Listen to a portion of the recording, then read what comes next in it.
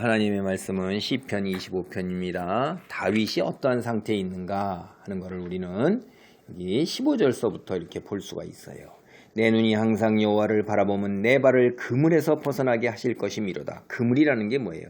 짐승을 잡기에서 함정을 놓는 거고 올무를 놓는 거 덫을 놓는 거잖아요. 거기에 걸리면 어떻게 되냐면 죽는 거예요. 세상에서 고통과 죽음밖에 없는 거죠.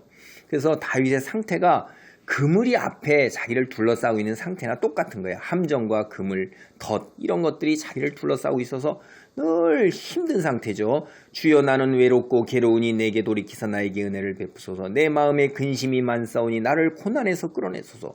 나의 곤고와 환난을 보시고 내 모든 죄를 사하소서. 내 원수를 보소서. 그들의 수가 많고 나를 심히 미워하나이다.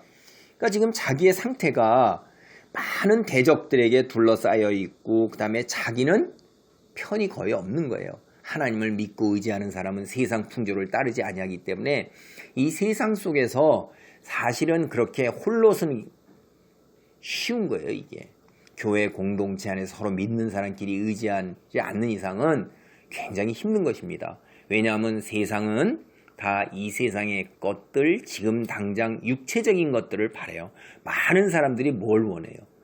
부자가 되는 것을 원하고 다른 사람보다 잘나서 칭찬받고 박수받고 이름이 널리 퍼지는 걸 원하고 권력의 자리에 올라가는 거고 사회의 높은 자리에 올라가는 걸 지식이 뛰어나고서 높은 지식을 뽐내기를 원하고 또 외모도 뛰어나기를 원하고 재능도 뛰어나기를 원하고 이런 게 세상에서 다 바라는 건데 하나님은 이런 것들을 이 세상에 속한 것들로 보지 않으세요. 외모로 사람을 판단하지 않으세요. 속에 있는 영의 진실하심과 하나님을 향한 성실하심과 진실된 마음으로 믿음 안에 거하는 것, 하나님을 믿고 의지하고 나아가는 그것을 보시는 거예요.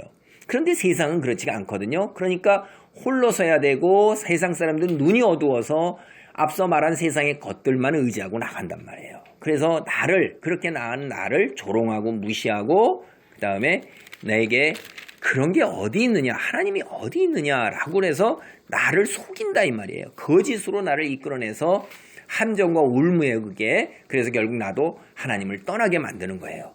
그래서 우리가 25장 3절을 보면 주를 바라는 자들은 수치를 당하지 아니하려니와 까닭없이 속이는 자들은 수치를 당하리로다. 하나님이 없다 하는 자, 그래서 나를 이 세상의 것들로 이끌어 들이는 자들, 결국 그들이 하나님 앞에 섰을 때 수치를 당할 수밖에 없고 하나님을 믿고 이 땅에서 힘든 고난 속에서 어려움 속에 있었지만은 궁극적으로 하나님 앞에 섰을 때는 수치를 당하지 않고 천국에 들어가는 거예요. 그래서 다윗이 뭐라고 그래요? 하나님 주의 도를 내게 보이소서. 주의 길을 내게 가르치소서. 주의 진리로 나를 지도하시고 교훈하소서. 주는 내 구원의 하나님이시니이다. 이렇게 얘기하는 거예요. 주의 도가 뭐예요? 주의 말씀이.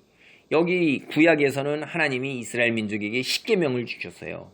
하나님만을 믿고 의지하고 나아가고 하나님께 예배를 드리고 헛되이 살지 말아라. 다른 이방신을 섬기지 말아라. 너희 손으로 만든 거 믿지 말아라. 그거 나 만들어낸 거다.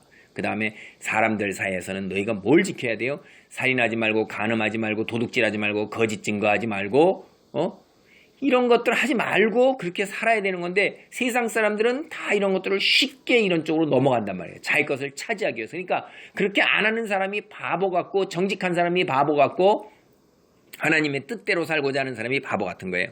그게 이 말씀대로 따라 사는 게 주의 길이고 하나님이 계시다는 것이고 너는 하나님이 창조한 사람이기 때문에 하나님의 말씀을 믿고 따르고 순종해야 된다는 게 주의 진리예요. 그리고 죽고 나면 심판이 있다는 게 진리란 말이에요. 그런데 그런 게 어디 있느냐? 세상에서 형통하고 먹고 마시고 즐기고 이렇게 네가 있는 것, 네가 원하는 대로 따라하는 것 너 삶은 한 번뿐이다 라고 얘기하는 것들이 속이는 거란 말이에요. 너는 육체적으로 살면 그게 전부다 라고 우리를 속여요. 그러나 우리는 육체적으로 살고 끝나는 게 아니라 육체적으로 살다 끝난 이후에는 사람은 누구나 한 번씩 반드시 죽게 돼 있는데 그 이후에 하나님의 심판이 있다고 얘기하는 이런 것들을 우리를 믿지 못하도록 하는 거예요. 그래서 하나님 2절 보면 나의 하나님이여 내가 주께 의지하였사오니 나를 부끄럽지 않게 하시고 내가 믿는 하나님이 정말 계시다는 것을 마지막 때에 죽고 나서 하나님 앞에 섰을 때 혹은 이 세상에 살아갈 때에도 하나님을 믿고 의지하였으니 이 세상에서 그런 하나님을 믿지 않는 자들에게서 나를 지켜주소서 이렇게 얘기하는 거예요.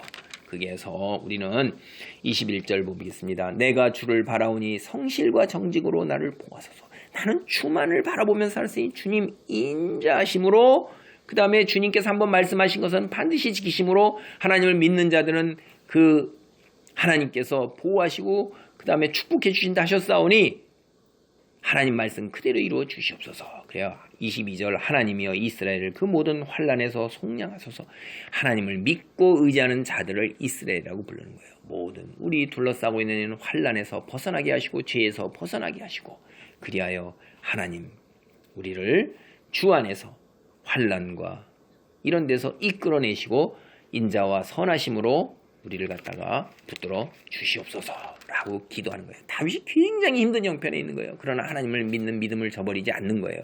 우리가 이런 다윗의 믿음을 본받아서 우리 주변에 둘러싸고 있는 여러 가지 여건과 아버지 환경이 힘들고 어려울지라도 육체적으로 당장 고통을 받을지라도 이 순간은 지나가는 거예요. 하나님께 기도할 때 주께서 우리를 갖다가 함께 하심으로 이제 평안에도 그 주의 길 이런 걸로 긍휼과 인자하심을 베푸시고 마지막에도 우리에게 하나님 앞에 설 수 있는 이런 놀라운 축복과 은혜를 베풀 것입니다.